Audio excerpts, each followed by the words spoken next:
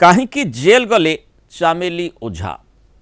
ମହାକାଳପଡ଼ା ସରପଞ୍ଚ ଚାମେଲି Ojha Kendrapara Mahakalapada block ଅଫିସରେ ଯେଉଁ ହଙ୍ଗାମା ଘଟିଥିଲା, ପୁଲିସକୁ ଆକ୍ରମଣ କରିଥିବା ଯେଉଁ ଅଭିଯୋଗ ହୋଇଥିଲା, ସେହି ମାମଲାରେ ତିଖିରି ପଞ୍ଚାୟତର ସରପଞ୍ଚ ଚାମେଲି ଓଝାଙ୍କୁ ଜେଲ୍କୁ ପଠାଇ ଦିଆଯାଇଛି। ଘଟଣାକୁ ନେଇ ସ୍ଥାନୀୟ ଅଞ୍ଚଳରେ ରାଜନୈତିକ ସରଗରମୀ ବି ବଢ଼ିଛି।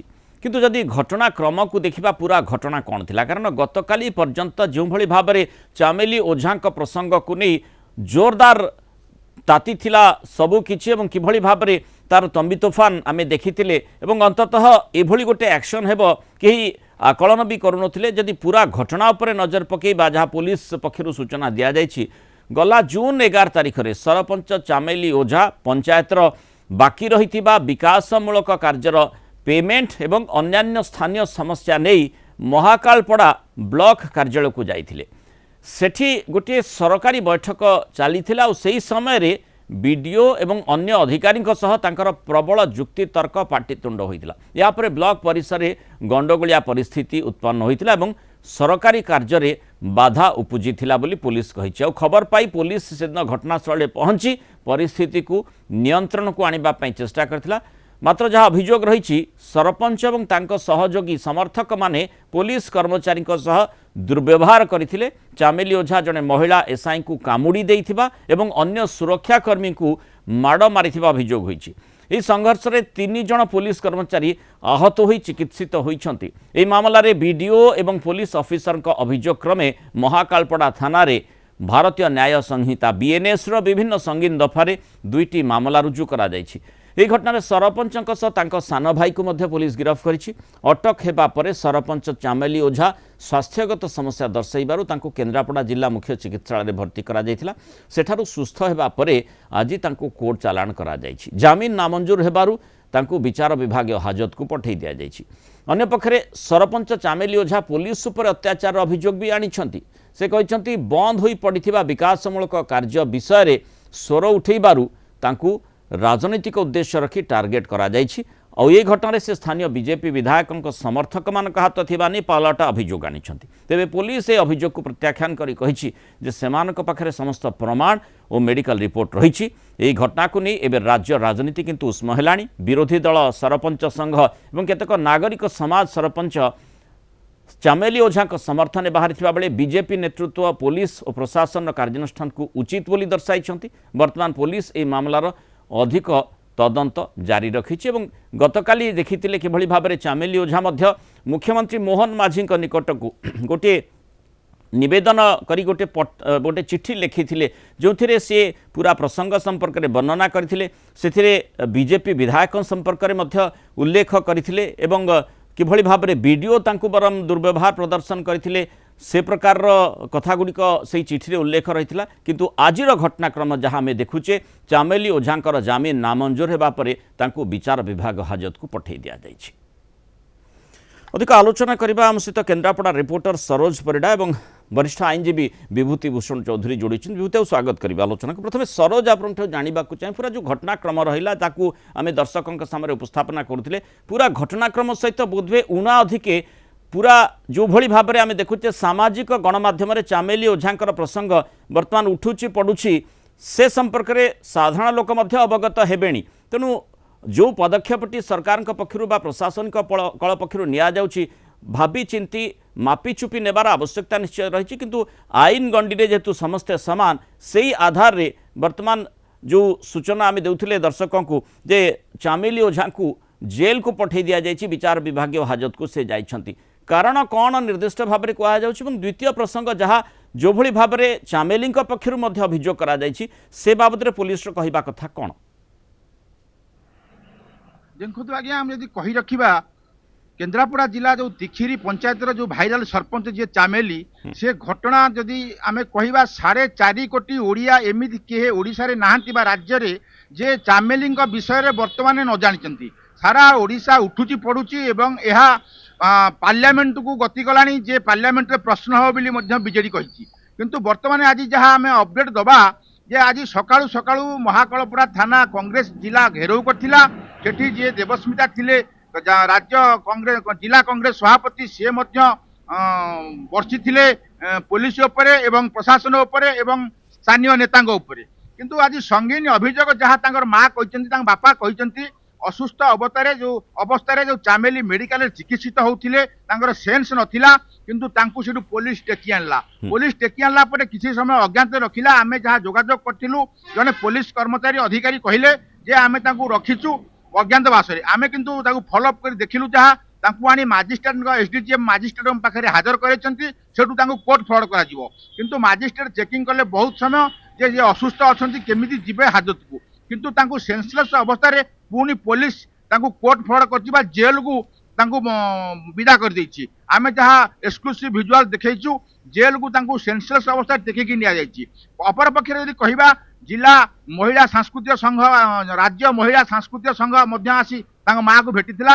ତାଙ୍କ ମା ବର୍ତ୍ତମାନ ଏସ୍ପିଙ୍କୁ ଭେଟିବାକୁ ଆସିଥିଲେ, ଏସ୍ପିଙ୍କୁ ଦେଖା ଦେଇନାହାନ୍ତି।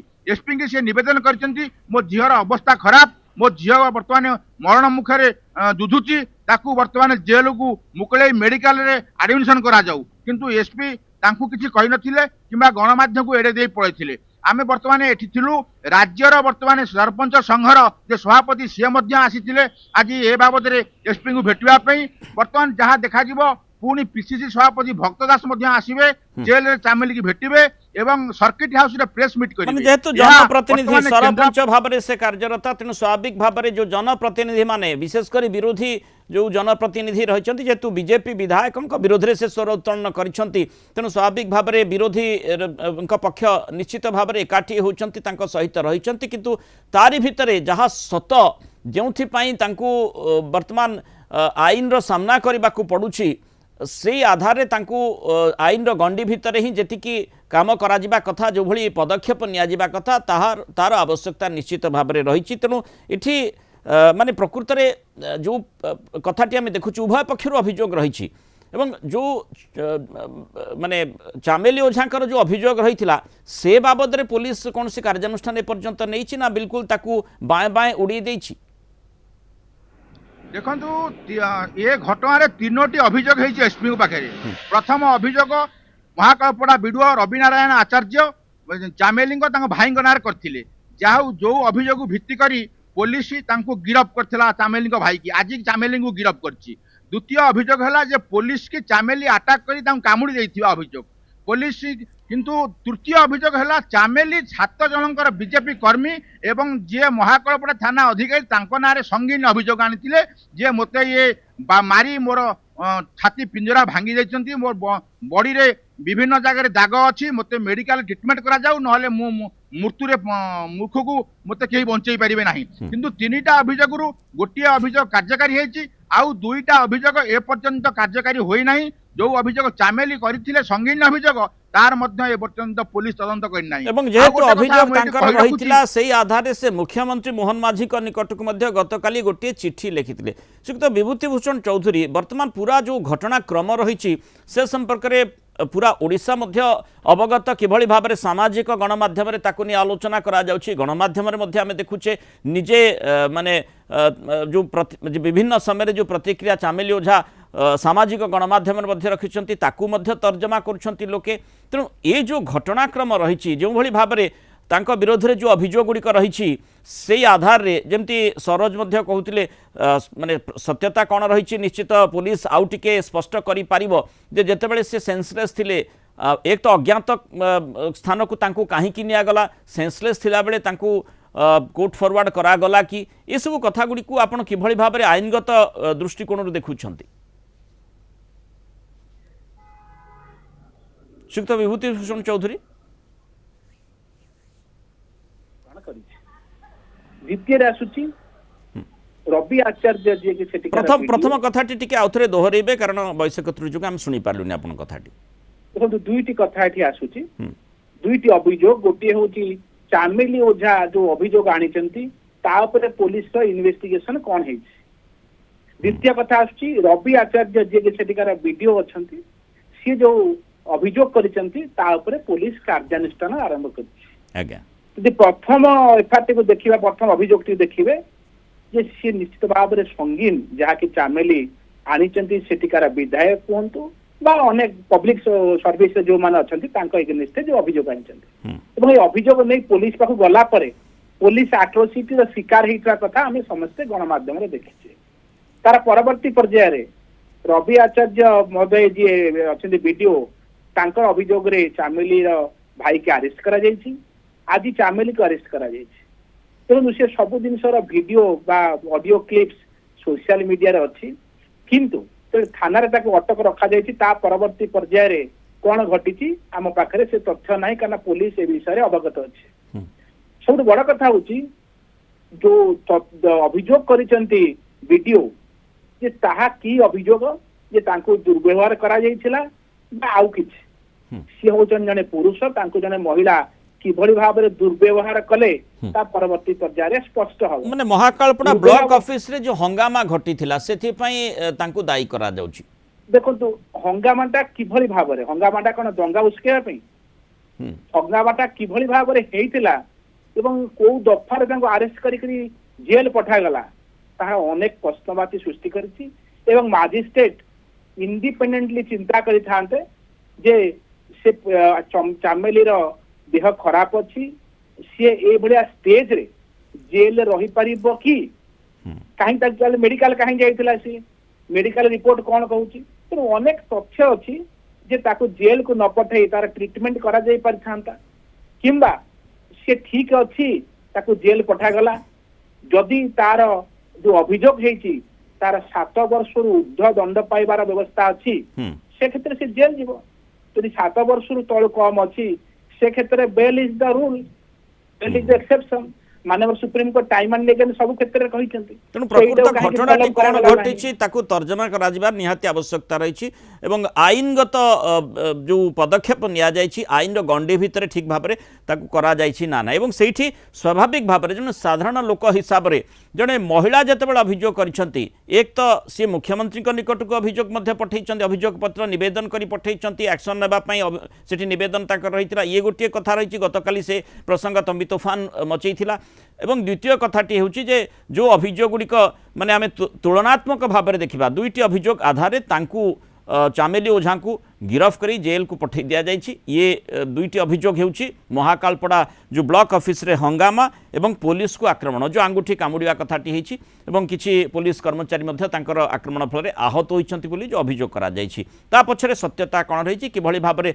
पुलिस तदंत करिवो से परवर्ती समय सामना को आसीबो एवं जो तुलना कथाटी कहा जाउछि द्वितीय अभियोग जहा माने चामेली पक्षरु करा जायछि जो दुर्व्यवहार कथा कहा जाउछि जो प्रसंग गुड़िक विधायक आड़कू से माने इशारा करी से लिखिछंती तार गुरुत्व किभଳି भाव में रही जदि तुलनात्मक भाव में देखा जाए साधारण लोक निजे तर्जमा करुथिबे लोकलोचन को जेहेतु सब किछि आसुछि तेणु प्रकृत में जो घटना घटा जाइछि जो भଳି भाव में पुलिस ताकू एक्शन को आसीछि एवं पदक्षेप नैछि ता पछरे कौन कारण अच्छी किभଳି भाव में ताकू ठीक ढंग से माने परिचालित करा जाइछि ना नाही यही परवर्ती समय कहबो विभूति खाली गोटे चुंबक आपनकर प्रतिक्रिया नेबाकू चाहिबी जदि माने चामेलींकर जो प्रसंग गुड़िक रही जो अभियोग गुड़िक रही ताकू बिल्कुल गुरुत्व दि जाई नथिबो एवं जो अभियोग गुड़िक जो दुईटी अभियोग आधार तांको गिरफ करी जेल को पठा जाइछि ता पछरे बलिष्ठ जुक्ति रही नथिबो